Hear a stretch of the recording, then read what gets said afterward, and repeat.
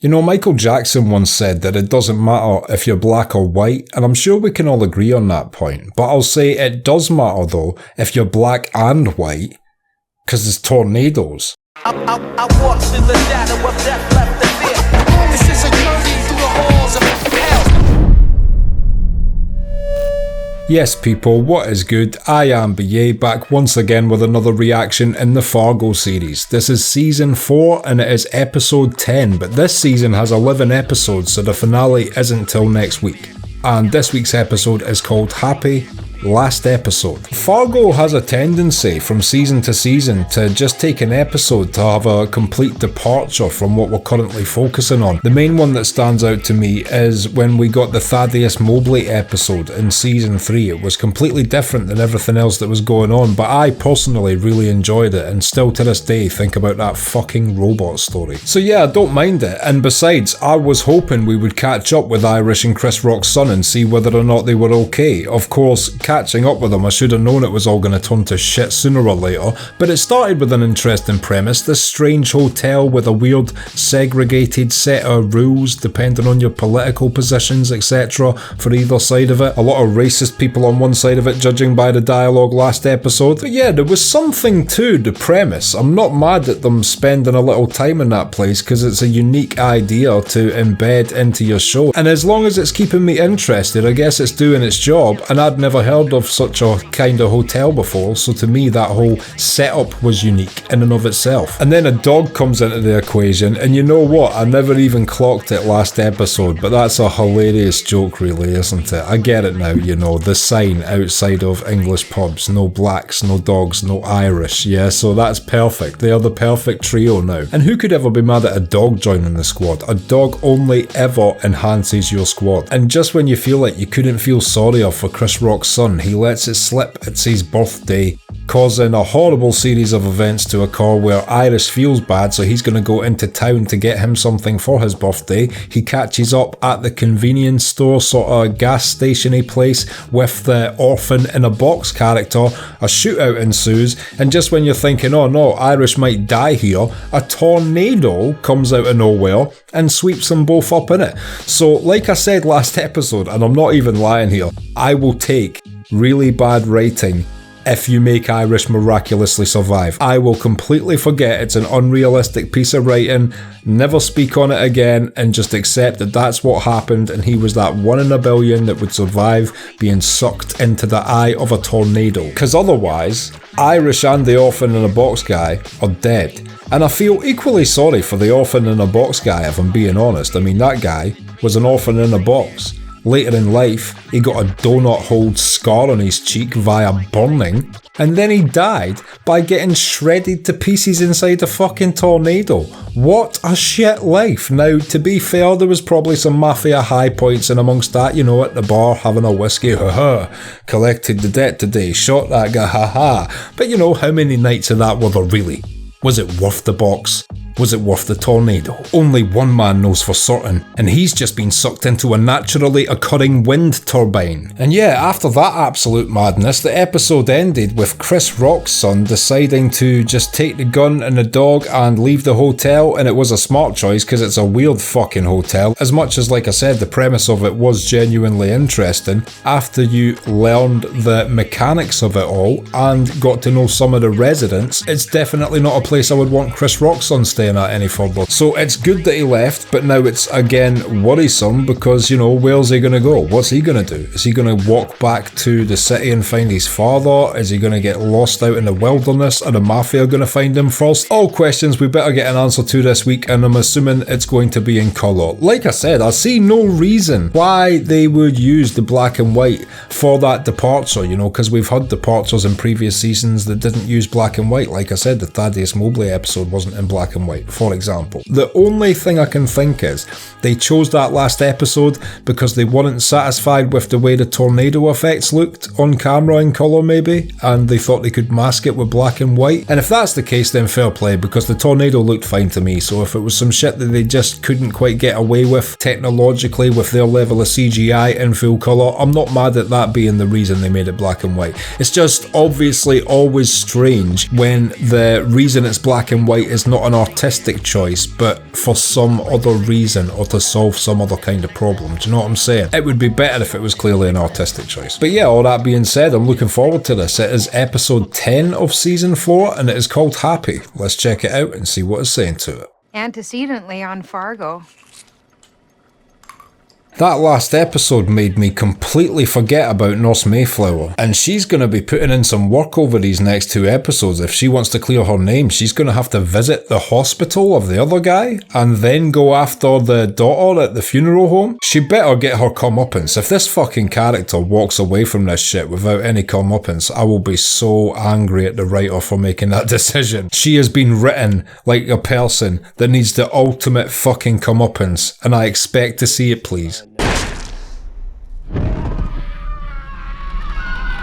And this woman is still involved in the mix. I can't imagine she's ran away into nowhere after her friend and lover who she escaped from jail with just got shot in the head. Surely she's going to stick around and want to cause some mayhem. And on top of that, are we going to get an explanation into the zombies? Because that's been 2 weird things this season. You know, if they keep this zombie thing going right until the end, we've had a hurricane and zombies. I'm not mad at it. I just would really like a fucking explanation. If they leave that ambiguous, I'll be so annoyed.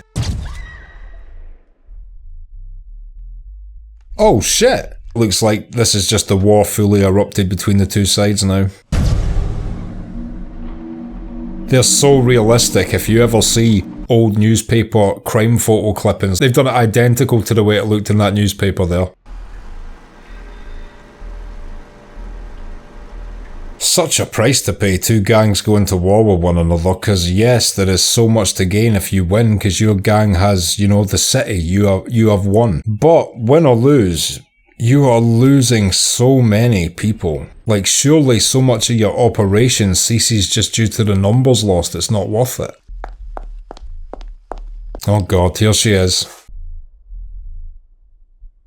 Oh, fuck off. That was the creepiest look of all time she gave her, like an absolute murderer stare. And I know people find it funny how Scottish people pronounce murderer, so I'm going to say it once more there, and then I'll finish the sentence by saying it once again, like a murderer.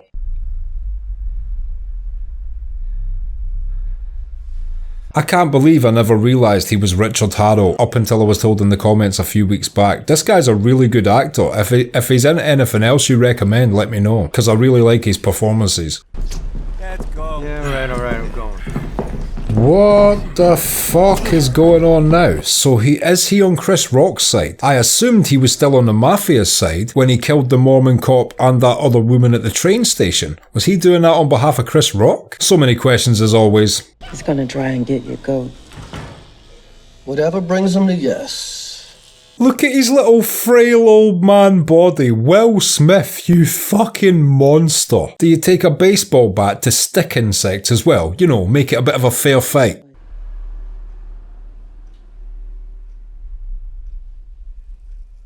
It's an interesting bra, but I don't think it's going to catch on. Losing this war, is you? You're always losing. Till you win. Has he brought someone in from out of state? Is this a guy from Fargo? We think your head's getting too high. Who thinks?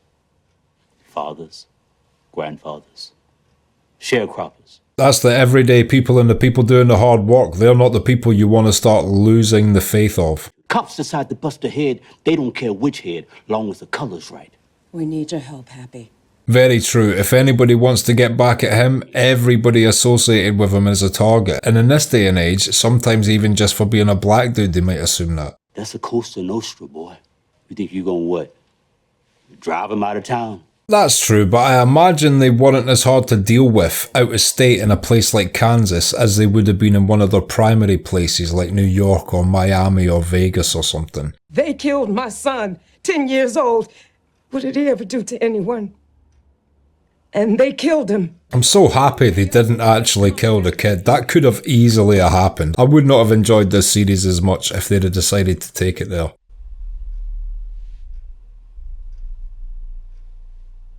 What the fuck is he sizing up these pictures for? 2 weeks. We put our strength behind you. How much? Tell your mama I miss her greens.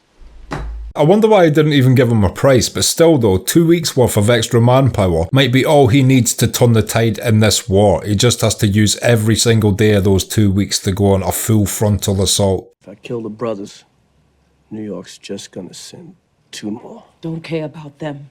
That's true, New York would just send more people over, but those people would have to get established, get to know local networks, etc. before they could even get anything off the ground, and they would be easily wipe-outable in a start-up state. You watching your back?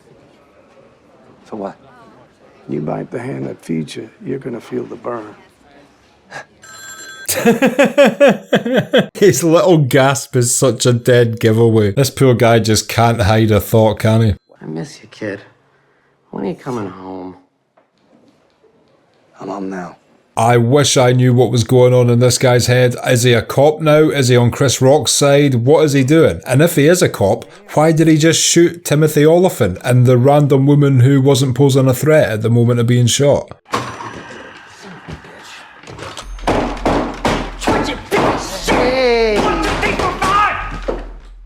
See, this generation nowadays think they've got an upgrade with their phones. Now, we could beat the shit out of our phones if we got a bad call back in the day. We could put the fucking screws to that phone. The phone would take it. Absolute warrior of a phone. Saint, Samaritan, and part-time heavy bag, while being a technological miracle. Somebody weak thinks they're strong.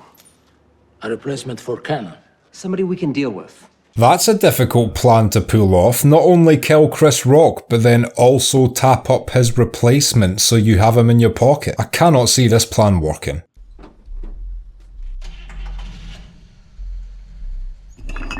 The cinematography close-up on those milk bottles was fucking beautiful. I've become such a fan of good cinematography, genuinely, like reacting to shit on YouTube. It's made me pay attention to camera shots and the way things are framed so much, and when something can be paused and it looks like a painting at any moment, I feel like the cinematographer or the guy that's composed these shots on paper first to be filmed has done an amazing job. Because at the end of the day, anything you're watching is photography. It's a series of stills played at a speed that creates motion. But if you think about it, you know, you get a shitty photograph and a beautiful one, and it really depends on the composition of what's in shot and the distance and the lighting, etc. And if you're watching a shitty film, you can't pause it at any moment and think that looks perfect. This show, you basically can. Are we really cursed?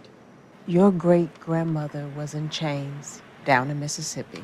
Wait, are we going to learn about a real curse right now? The captain of that ship was the devil himself, Theodore Roach. Didn't expect the devil to be a Theodore. 100 men shackled together down below, and here they were fixing to drown. He just stood, laughing and laughing. It's a fucking weird sense of humor if you ask me. The Roach. Eyes sewn shut, wooden nose. Eyes sewed shut, wooden nose. So we're actually supposed to be seeing the ghost of a fucking ship captain that was strangled by our great-grandfather on a slave ship? So he's mine now. Can we cast him away? Get free? What the fuck? Your aunt tried to take him, but she's not what he likes. But you know, I have asked for this for like 5 episodes now. I'm pleased we're getting a little bit of an explanation as to what we might have been seeing. I never clocked up to this point that it was the same person though, and eyes stitched together and wooden nose or something. I don't remember any of that shit. I don't mind that they're explaining it with some sort of creepy curse like that. If you actually look into the mythology within the regions of places like Kansas, Kentucky, Mississippi, Arkansas, etc., Louisiana as well, St. Louisville, they'll all have like a history of within black culture, voodoo and witchcraft and shit. And it makes me wonder why all the magical black people went south. Maybe they thought to themselves, that's where the racism is, don't worry, watch this. Clan Destructico. I can tell them what else I saw up there. All your tokens, letters from the grave, bottles of death. Shit, I can't believe she's actually telling all this. And who's gonna believe you? I believe her. Who that counts? Excuse me? This is the first time I've seen her like accepting of her behaviour. Up to this point I was wondering whether or not she was delusional, but clearly she is fully aware of her actions. There's a word for people like you. No, that's your word. You invented it to make yourself feel bigger. but that's not what I am. Oh shit, that was a good burn preemptively before she said the word. Could have been anything, she'd have been wrong. Fuck you, bitch. I'll see you in your dreams. What a fucking creepy but true statement. If Nurse Mayflower was after me, I would definitely be having nightmares about her. Isn't that great? Tremendous. Of course, if you want to take over from Loy, you know how that works. Oh my god, it didn't take much for this guy to flip. Chris Rock was the one that put him on as the driver and stuff like that as well. Leon's gonna take over all of Lois territory, including the slaughterhouses on the east side. Now I'm actively rooting for Chris Rock to win this war. I can't believe these two guys have just snaked him out like this. Make it fast, Pops. I got a war to win. Fine. I'll use small words because I know you're low IQ. The wedding's off. Yeah, I could imagine this guy wouldn't be too fond of getting linked to those guys with a wedding at this point in time. Listen to me, Eggplant Einstein. You and your kind are getting run out of town on a rail. I think Gaetano's had enough of these little comments. Shit might get violent in a second. Yeah.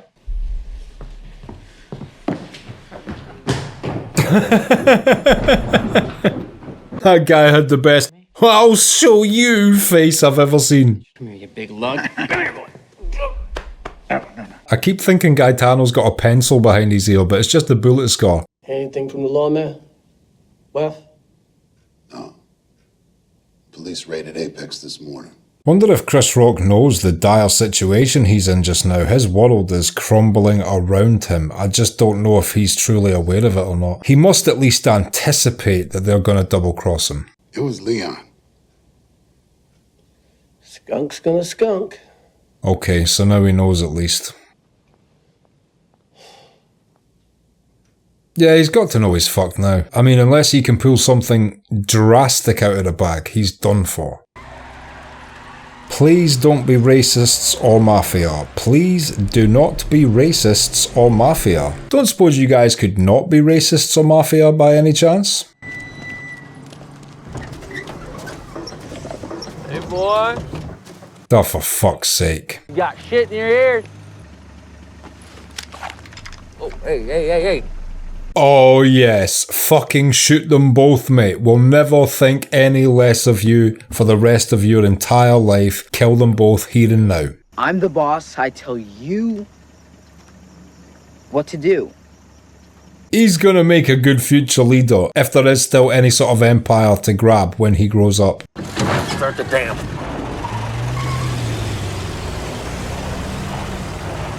What a great scene. I hope the rest of this season is just him walking about with a dog doing that to different racist people. Brilliant closing last 2 episodes. Alright, with your basic font 1 coloured police cars, you look like the discount brands in a supermarket. When are you coming home? Boom! 6 aliens. They're framing this like the storyline we're getting is he's sick and tired of these two competing crime families trying to push him around and control him, and he's taking matters into his own hands and wants to now act as a real cop and detective. The only thing that's strange about that is, why did he kill Timothy Oliphant? Because Timothy Oliphant was the most coppiest cop I've ever seen in my life, and also had a little bit of Bugs Bunny in him. Her father, Grouch, grabbed me by the neck, pulled me in through the window, and he's choking me. I wonder why they're cutting between this story and the detective. Is he on his way here? Seems like he's definitely going somewhere with intent. The glass from the window. I grab a piece and... Of course the story ends with him stabbing someone. Poi un giorno è arrivata la guerra. Siamo dovuti scappare. Shit, I hadn't even thought about that, but when this was set, yeah, Gaetano would have been in Italy during the wartime, I guess. Per 3 settimane ho mangiato solo la corteccia degli alberi. Holy shit, all these mafia guys have had horrific backstories this season. We're here now. No wonder Gaetano's the way that he is. Come here. And this relationship being this tight after what they've went through still makes no sense to me. If I was Gaetano, I would fucking hate that guy. Oh shit. What would there be to gain from turning over this detective's apartment? It doesn't seem like he'd be keeping anything vital or any clues or evidence here. It just seems like they'd do it to spite him. As much as this character's been a conflicted one so far, I feel so bad they've destroyed his perfect little set of porcelain things. And burned the eyes out of the picture of the lady. Fuck.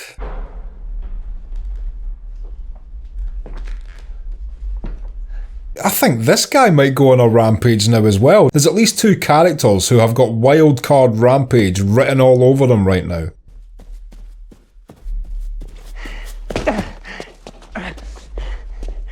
Oh, this isn't gonna be good. I hope he gets away. I'm rooting for him right now. It's hard to know even what gang this is going to be. It could be either one of them. That looks like Gaetano though.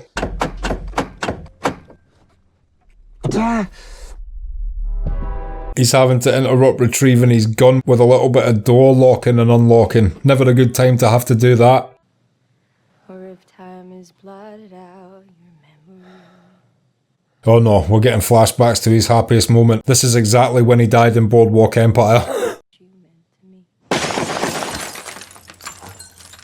Ah, shit. That's a shame. I was actually rooting for that guy after seeing what they did to his little collection of ornaments. You can't be smashing a man's ornaments he fucking maintains with absolute perfection and then not have me root for the guy.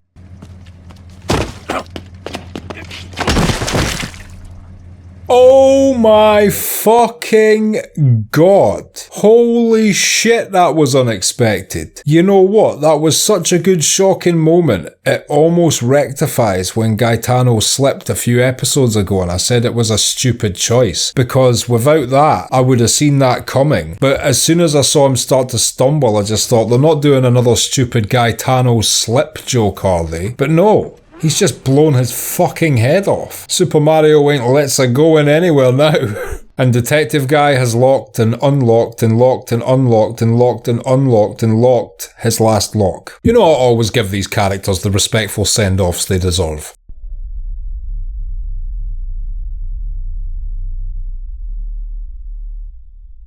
That was filmed incredibly supernaturally, but right now I do not know if that is the zombie curse or Nos Mayflower moving like a fucking spectre.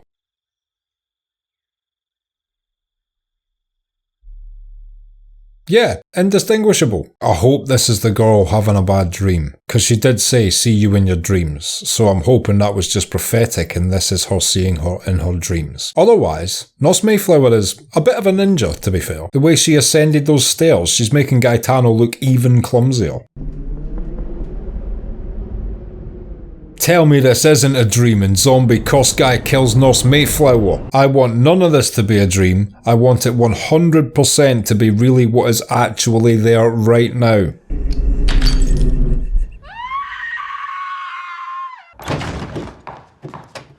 Oh, so she was actually in the house. That wasn't a dream. Ms. Mayflower, you need to come with us. Huh? What? Where? We have a warrant for your arrest. Oh shit, surely she is done for now. Can I just I'm just gonna get my purse. Excuse me. See, I was talking about her tactical strategy, even though, you know, I shouldn't have been aiding her as a killer nurse, but if she'd have been my friend and I was trying desperately to help her, which I would never fucking do, but if I was, I would have told her her first priority should have been to get to that hospital pronto before that guy woke up.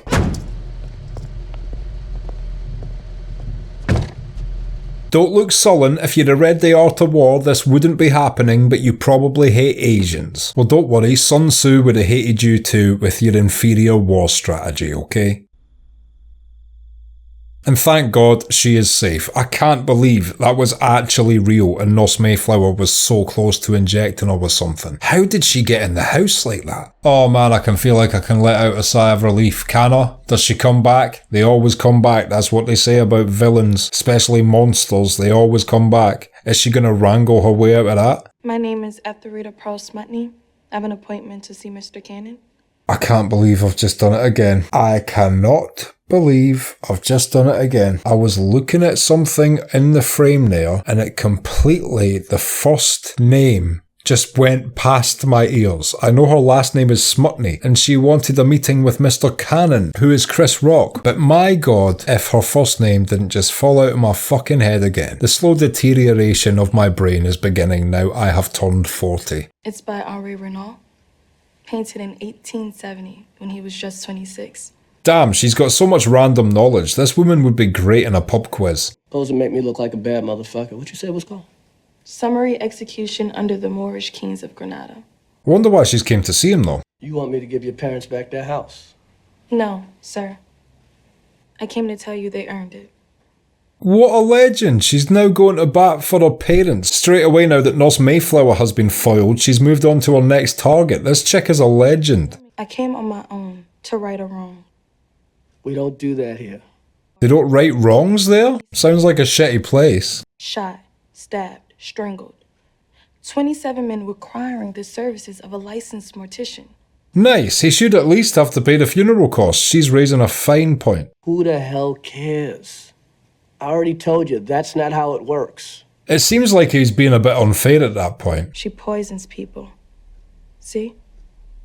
And takes their things. Where does Chris Rock fit into this? Is she just saying that if he goes round Nurse Mayflower's house just now, he can have all the rings? I went to the library and looked through the obits. Oh, because she killed the fucking Dawn. Right, I get it now. Okay, that makes sense.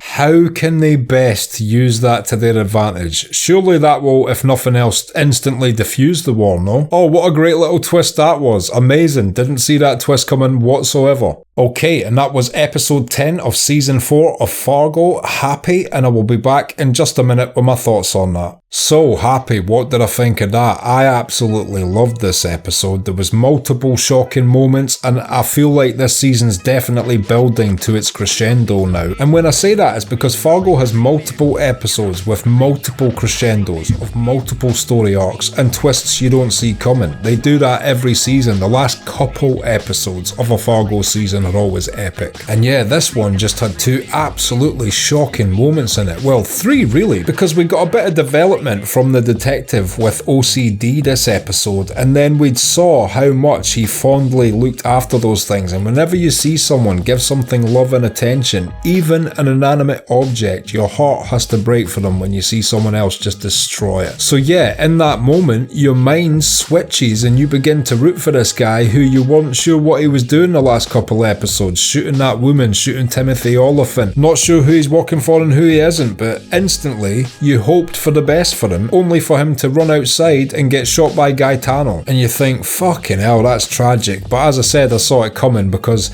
when he got the flashback to his happiest time, that is literally the exact same way this dude died in Boardwalk Empire. Sorry about the spoiler, but it's hilarious how similar that is. But it was absolutely shocking to me that Gaetano shot his own head off. Would never have expected that to happen. And it's a shame, to be honest, because Gaetano is such a wild element to have in the mix. I was just hoping he'd be in this right until the end, but he played his part. He was a great character. Some people think he portrayed him slightly over the top, but like I said, in real life, sometimes you get people with that level of genuine crazy. I have met people in life with his eyes, his sort of mannerisms and shit. They are out there, they do exist. And watching Nurse Mayflower get in prison was glorious. Like I said, I'd forgotten about her after last week's episode. I was so happy. I guess my subconscious brain was so quick to pull her out of my memory that all it took was one episode not mentioning her for me to forget her existence. And how crazy was that when she actually broke into the house and got at the bottom of her bed with a syringe? Up until the point of the zombie being behind her, I actually thought it was a dream sequence. And obviously when I saw the zombie, I still thought it was a dream sequence. But yeah, it turned out that shit all happened. So yeah, and also, by the way, I forgot to mention, yeah, so there's a curse. We have the zombie guy explained. He is a curse. You know what?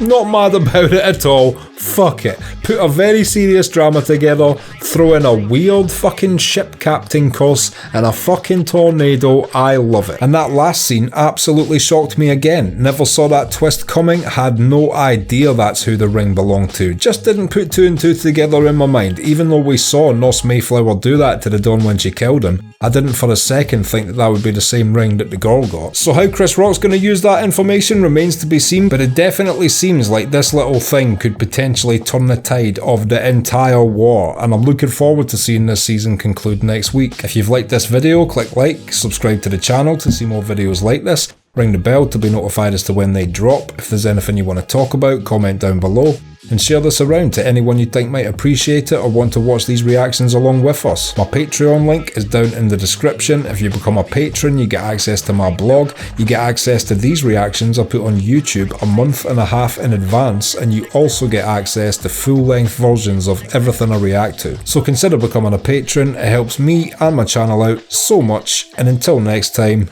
I have been BA, peace.